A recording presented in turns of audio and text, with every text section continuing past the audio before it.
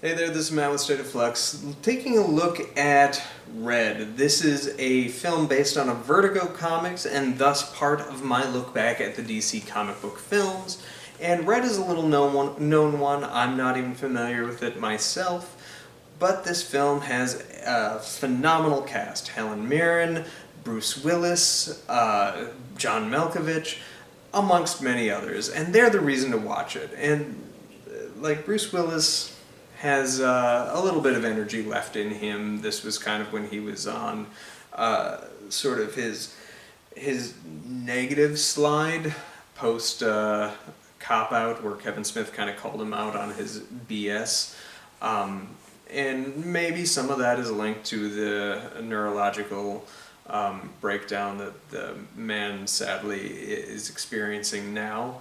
But regardless of what that is, he still sort of has a bit of energy in this installment to make it work, but in a post-John Wick world, this feels like a John Wick adjacent story. Since this film has come out, we have gotten 4 John Wick movies as well as a spin-off, and this kind of operates in that same territory, and this film just doesn't seem to have a relevancy any longer. I kind of remember liking it back when it first came out, but trying to rewatch it on this go-through was pretty disappointing. I'm not gonna lie.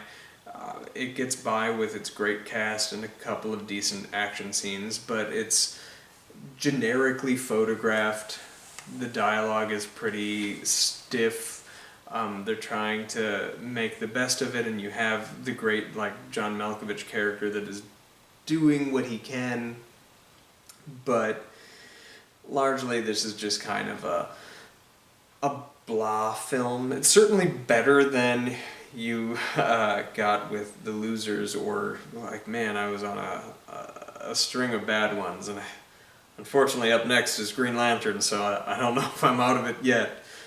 This is a passable film. There is an audience out there that would probably like it. If you are a John Wick fan, just temper expectations. You might like this movie. Let me know if you've read the comic books, if this is close to it, if they're worth reading. Let me know. I am curious about that. The opening sort of action set piece is really kind of interesting and made me think that it's lifted directly from the comics. I would imagine that plays on the page insanely well and would make for a great inciting incident. Can the comics sustain better than the movie did? Is ultimately my question. Thanks for watching. Like, subscribe. Let me know what you thought of Red in the comment area down below.